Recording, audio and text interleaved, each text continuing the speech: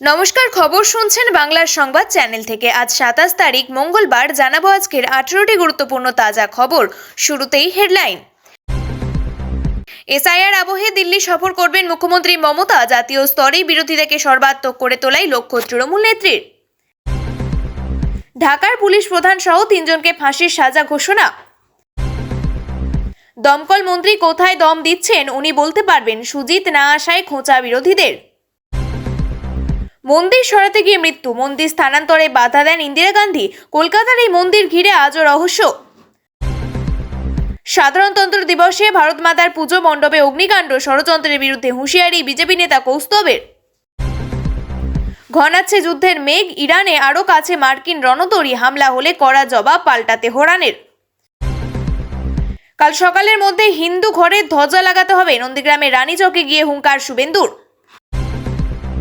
Diamond হারবারের সেবাশ্রয়ে স্বাস্থ্য পরীক্ষা, অভিষেক পত্নী রুজিরার ঘুরে দেখলেন দোতলা শিবির।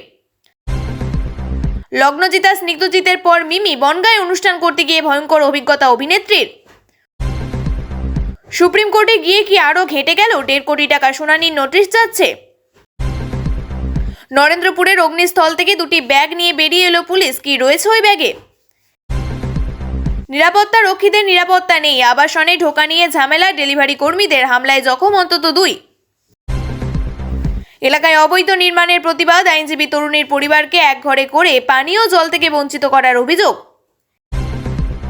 এসআইআর হিয়ারিং আতঙ্কে ফের মৃত্যু, মগরাহাটে চাঞ্চল্য। আইন মেনে চলা নাগরিক কর্তব্য, ভারতকে শ্রেষ্ঠত্বে ভুলতে হবে, সাধারণতন্ত্র দিবসে ভগবতের পাঠ। তারুণ্যের শক্তিতে আস্থা যোগীর, বৃন্দাবনে সংবর্ধিত নীতিন নবীন। বিজেপির অফিসিয়াল লাইনের বাইরে কথা বলছেন অভিজিৎ গঙ্গোপাধ্যায়, সতর্ক করলেন শ্রমিক। অহেতুক মাথা ঘামানো বন্ধ করুন, সেলিমকে তোপ কংগ্রেসের, জোট কি তাহলে হচ্ছে না? আপনাদের কাছে একটা অনুরোধ রইল, আমরা প্রতিদিন চেষ্টা করি আপনাদের জন্য সঠিক, সংক্ষিপ্ত এবং নিরপেক্ষ খবর পৌঁছে দিতে। আমাদের এই ছোট্ট চেষ্টাকে যদি আপনার ভালো লাগে তাহলে দয়া করে একটা লাইক দিয়ে পাশে থাকার বার্তা দিন। আপনার একটা লাইকই আমাদের আগামী দিনের অনুপ্রেরণা। এতক্ষণ শুনছিলেন সংবাদ শিরোনাম, এবার জানাবো বিস্তারিত খবরগুলি। পশ্চিমবাংলায় এসআইআর প্রক্রিয়া শুরু 4 নভেম্বর। ওই দিন কলকাতায় মিছিলে হেঁটেছিলেন মমতা বন্দ্যোপাধ্যায় এবং অভিষেক বন্দ্যোপাধ্যায়। মিছিলের শেষে সভা থেকে অভিষেক বলেন, নেত্রীর অনুমতি নিয়ে বলছি, একজন অবৈধ ভোটারের নাম বাদ গেলে দিল্লিতে 1 লক্ষ মানুষকে নিয়ে যাব। একজন অবৈধ ভোটারের নাম বাদ গেলে দিল্লিতে আন্দোলনে নিয়ে যাওয়ার হুঁশিয়ারি রেখেছে তৃণমূল। সেই আবহে সোমবার সাধারণতন্ত্র দিবসে রাজভবনের অনুষ্ঠানে ঘনিষ্ঠ বৃত্তে মুখ্যমন্ত্রী তথা তৃণমূলের সর্বময় নেত্রী মমতা বন্দ্যোপাধ্যায় জানিয়ে দিলেন তিনি দিল্লি যাচ্ছেন। আগামী 1 ফেব্রুয়ারি সংসদে বাজেট পেশ করবেন কেন্দ্রীয় অর্থমন্ত্রী নির্মলা সীতারামন। তার আগে মঙ্গলবার কেন্দ্রের তরফে সর্বদল বৈঠকে ডাকা হয়েছে। মমতা কবে দিল্লি যাবেন তার দিনক্ষণ এখনো চূড়ান্ত হয়নি।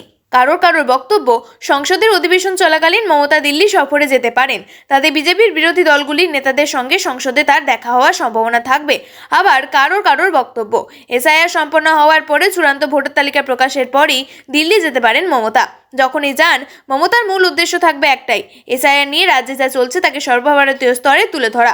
মুখ্য নির্বাচন কমিশনার জ্ঞানেশ কুমারের বিরুদ্ধে রাজনৈতিক আক্রমণ আরও ধারালো করা। পশ্চিমবাংলায় এসআইআর প্রক্রিয়া শুরু হয়েছিল 4 নভেম্বর। ওই দিন কলকাতায় রাস্তার মিছিলে হেঁটেছিলেন মমতা এবং অভিষেক বন্দ্যোপাধ্যায়। মিছিলের শেষে জোড়াসাঁকো ঠাকুরবাড়ির সামনের সভা থেকে অভিষেককে প্রথম বলেছিলেন, নেত্রীর অনুমতি নিয়ে বলছি, একজনও বৈধ ভোটারের নাম বাদ গেলে দিল্লিতে 1 লক্ষ মানুষকে নিয়ে যাব। তারপরে একাধিকবার অভিষেক ওই কথা বলেছেন। সোমবার ঘনিষ্ঠ বৃত্তের আলোচনায় নিজের যাওয়ার কথা জানিয়ে দিলেন মমতা স্বয়ং। 2023 সালের অক্টোবরে অভিষেকের নেতৃত্বে কেন্দ্রীয় প্রকল্পগুলিতে বঞ্চনার প্রতিবাদে দিল্লিতে তৃণমূলের কর্মসূচি বেপরোয়া ধরপাকড় চলেছিল। সন্দেহ নেই, মমতার কোনো আন্দোলন নিজে দিল্লি গেলে তার ওজন এমনিতেই বেড়ে যাবে। বিক্ষোভ তথা প্রতিবাদে নিয়ন্ত্রণ করতে প্রশাসনিক পদক্ষেপ কিভাবে হবে তাও ভাবতে হবে অমিত শাহের মন্ত্রককে, কারণ দিল্লি পুলিশের ব্যবস্থা শাহের কেন্দ্রীয় স্বরাষ্ট্র মন্ত্রকের অধীনে। শেখ হাসিনার পর এবার তার আমলের পুলিশ কমিশনার হাবিবুর রহমানকে ফাঁসির সাজা শোনালে বাংলাদেশের আন্তর্জাতিক অপরাধ ট্রাইব্যুনাল। 2024 সালে ছাত্র জনতা বিক্ষোভের সময় হাবিবুর রহমান ছিলেন পুলিশ প্রধান এবং তার সঙ্গে থাকা আরও 3 পুলিশকর্তাকে ফাঁসির সাজা দেওয়া হয়েছে। যে ছাত্র জনতা আন্দোলনের জেরে পতন হয় হাসিনা সরকারের, সেই সময় অনেক জায়গায় পুলিশের অত্যাচারের অভিযোগের কথা উঠে এসেছিল। আন্দোলন থামাতে গুলি চালায় পুলিশ, তাতে মৃত্যু হয় বেশ কয়েকজনের। সেই নিয়ে তদন্ত করে বাংলাদেশের অন্তর্বর্তী সরকার। সেই সংক্রান্ত মামলায় সোমবার সাজা ঘোষণা করল ট্রাইব্যুনাল।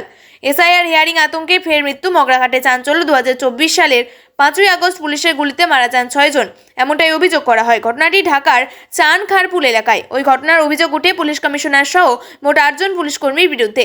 সেই অভিযোগের তালিকায় রয়েছেন প্রাক্তন পুলিশ কমিশনার সহ রয়েছেন প্রাক্তন যুগ্ম কমিশনার সুদীপ কুমার চক্রবর্তী, রমনা অঞ্চলের প্রাক্তন অতিরিক্ত ডেপুটি কমিশনার শাহ আলম মোহাম্মদ আক্তারুল ইসলাম এবং প্রাক্তন অ্যাসিস্ট্যান্ট কমিশনার মোহাম্মদ ইমরুল। বাকি 3 জনকে ফাঁসির সাজা দেওয়া হলেও প্রাক্তন অ্যাসিস্ট্যান্ট কমিশনার মোহাম্মদ ইমরুলকে 6 বছরের কারাদণ্ড দেওয়া হয়েছে। তবে সাজাপ্রাপ্ত এই 4 জনকে পলাতক হিসেবে ঘোষণা করেছে বাংলাদেশ। আনন্দপুরের নামজাদা মোমো কারখানায় ভয়াবহ অগ্নিকাণ্ড, মৃতের সংখ্যা বেড়ে 8, এখনো খোঁজ মিলছে না 25 জনের, এমনটাই খবর পুলিশ সূত্রে। এদিকে ঘটনার পর 17 ঘন্টা কেটে গেলেও এখনো দেখা নেই দমকল মন্ত্রীর। কোথায় সুজিত বসু? সেই প্রশ্নই জোরালোভাবে তুলছেন বিরোধীরা। রাজনৈতিক মহলে জোরদার চাপানোত্তর, স্বজনের খোঁজ না পেয়ে উৎকণ্ঠায় পরিচণ্ডা। তাদের ক্ষোভের আগুনে জ্বলছে আনন্দপুর। তার আগেই তীব্র ক্ষোভ প্রকাশ করতে দেখা গিয়েছিল বিধানসভার বিরোধী দলনেতা শুভেন্দু অধিকারীকে। তীব্র কটাক্ষবাণ শানিয়ে বলেন, দমকল নন পারফিং। দমকলের পৌঁছানো থেকে রেস্কিউ কিভাবে চলছে, আসলে অনেক মানুষকে মৃত্যুর মুখে ফেলে দেওয়া হয়েছে। বিক্ষোভের ফলে কোনো মন্ত্রী যায়নি। 8 ঘন্টা পরে অরূপ বিশ্বাস গিয়েছে। দমকল মন্ত্রীর তো এখনো দেখা নেই। বহু লোক মারা গিয়েছে। মেদিনীপুরের অনেক ছেলেও রয়েছে, ওরা ডেকারেটরে কাজ করতো। আমরা নজর রাখছি। এই মুহূর্তে আমরা ওখানে গিয়ে উদ্ধারকারীদের কাজে বাধা সৃষ্টি করতে চাই না বা ছবি তুলতে চাই না। 15 ঘন্টা পরে ঘটনাস্থলে যান যাদবপুরের সাংসদ সায়নী ঘোষ। তিনি যদিও বলেছেন আগুনের পরিমাণ এতটাই ভয়াবহ যে জোরদারভাবে কিছু করা যাচ্ছে না। আগে দেখতে হবে ভিতরে কয়জন ছিলেন, এখন কিছুটা বলা ঠিক হবে না। পুরোটাই তো পুলিশ দেখছে। পুরো আগুন না নেভা পর্যন্ত বোঝা যাচ্ছে না কতজন রয়েছে। কটাক্ষ করেছেন কেন্দ্রীয় প্রতিমন্ত্রী সুকান্ত মজুমদার। তীব্র খোঁচা দিয়ে তিনি বলেন, দমকল মন্ত্রী এখন কোথায় দম দিচ্ছেন উনি বলতে পারবেন। আমি প্রত্যেক মাসেই বলি 2 মাস অপেক্ষা করুন। কোথাও বোমা ফাটবে, নয় কোথাও অবৈধ বাজি কারখানায় আগুন লাগবে, না হলে কোথাও কোনো বাজারে আগুন লেগে যাবে। যৌতুগৃহ তৈরি করে রাখা হয়েছে তো। পশ্চিমবঙ্গে তো সাময়িক বিরতিতে এই ঘটনা ঘটেছে। বিজেপি নেতা সজল ঘোষও তীব্র কটাক্ষবাণ শানাচ্ছেন। প্রশাসনের বিরুদ্ধে সুর চড়িয়ে তিনি বলছেন, বিনা লাইসেন্সে বিনা পারমিটে তাদের অনুমতি দিয়ে দিয়েছে, তাই এটা চলছে। অরূপ বিশ্বাস যদি বলছেন আগুন নিয়ন্ত্রণে এসেছে, ধোঁয়ার ভিতরে রয়ে গিয়েছে, ধোঁয়া না বের করলে তো ভিতরে ঢোকা যাচ্ছে না। তবে কোন উৎস থেকে আগুন লেগেছে সেটা এত দ্রুত বলা সম্ভব নয়। তবে দুর্ঘটনার খবর গিয়েছে রাজ্যের দমকল মন্ত্রীর কাছে। সংবাদ মাধ্যমের তরফে তার সঙ্গে যোগাযোগ করা হলে তিনি বলেছেন, ভোর 3টের সময় খবর পেয়েছি ওই এলাকায় 2টি গোডাউন রয়েছে, একটি নামজাদা মোমো কোম্পানির, অন্যদিকে একটি ক্যাটারিং সংস্থার। দমকল কাজ করছে, সবটাই নজরে রাখা হচ্ছে।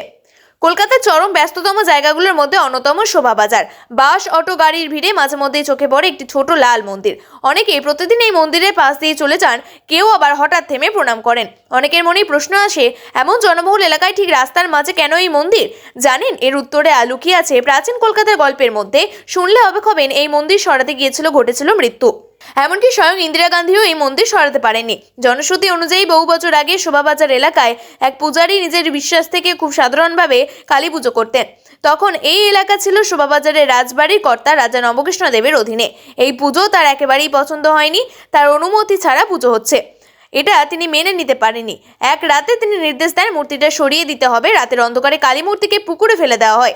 সেই দিন রাতেই সেই সাধারণ পূজারীকে মা স্বপ্নে দেখা দিয়ে জানান তাকে আবার পুকুর থেকে তুলে আনতে হবে। লাল রঙে রাঙানো এই মন্দিরটি আজকের শোভাবাজারের লাল মন্দির। এরপর বহু বছর কেটে গেছে, কলকাতা শহর আরও উন্নত হয়েছে, রাস্তা চওড়া হয়েছে, গাড়ি বেয়ে যাওয়ার সঙ্গে সঙ্গে বেড়েছে যানজটও। বহুবার রাস্তা সংস্কারের পরিকল্পনা হয়েছে, তখন প্রশ্ন উঠেছে এই মন্দির থাকবে তো? তবে প্রতিবারই কোনো না কোনো কারণে কাজ থেমে গেছে, কখনো দুর্ঘটনা তো কখনো সমস্যা। সাধারণতন্ত্র দিবসে বিজেপির উদ্যোগে ভারত মাতার পুজো, আর সেই পুজো মণ্ডপে অগ্নিকাণ্ডের ঘটনা ঘিরে উত্তপ্ত হয়ে উঠল খড়দহের পাতুলিয়া পঞ্চায়েতের বটতলা এলাকা।